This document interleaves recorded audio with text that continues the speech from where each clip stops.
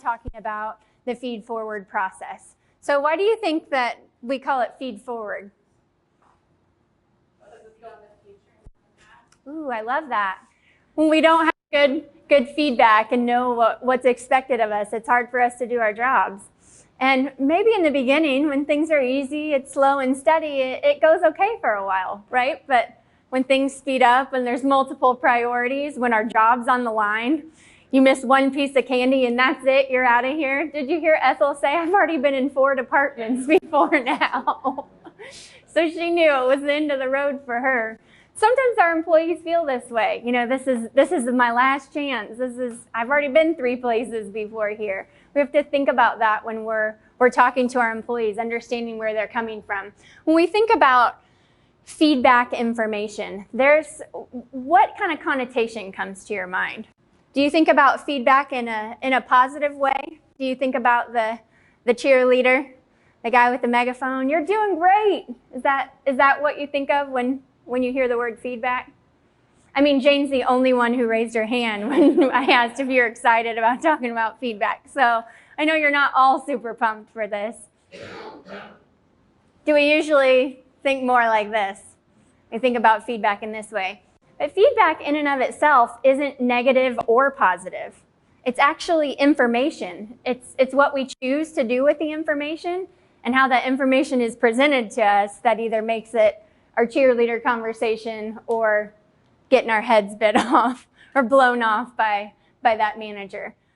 We think about a trusted coach or mentor is that individual whose character and competence inspires confidence in his or her ability to perform as a coach. That listener, that mentor, that person who's experienced, maybe they're older than us, that person that we trust. We think about that when we think about a coach. And that's really what we're asked to do as a trusted supervisor, is be a coach to those who are in our charge or in our care, right? The word coach, it's an interesting word. There's actually a village in Hungary. Anyone ever been to Hungary? I've done some traveling in Europe, but I've never been to Hungary. But there's this village, it's Koch. It's translated to coach, but in Hungary, these elaborate, embellished coaches were made for kings and queens since the 15th century. And I mean, this is their pride and joy. And they're bejeweled, they're gilded, they're, gold encrusted. They're obviously designed to carry valuable people from one place to another. But it's a new lens for you to consider the word coach. When we think about what a coach is or what a coach does, and we think about that word and how other people have esteemed that word around the world, it carries a person from the place that they are to the place that they want to go. Isn't that what we do?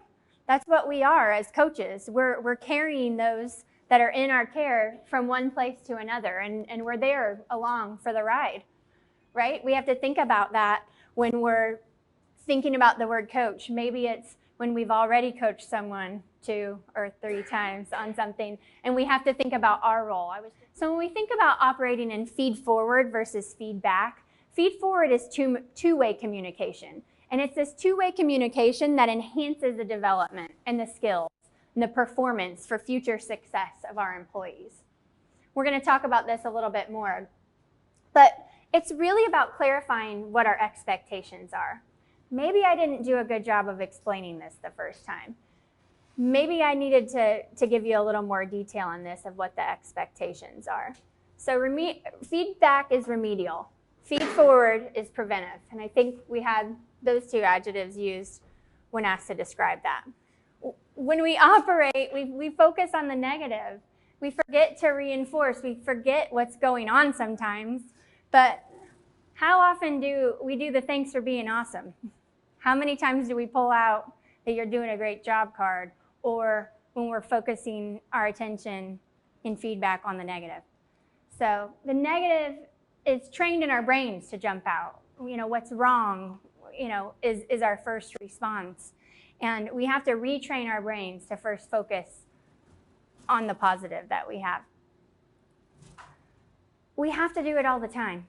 That 5-to-1 ratio, it's hard if you've got to lump 5 things in all at once before you can say that negative thing.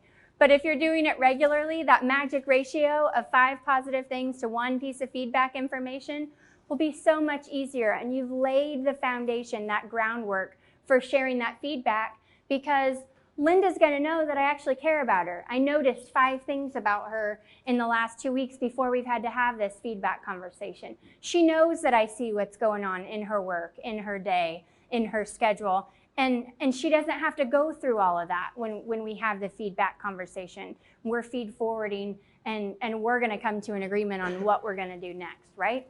We've laid that foundation. She knows I see her, and she sees that I see that. So we've got to regularly be thanking our people for what they do. We've got to be specific so they'll do it again and again.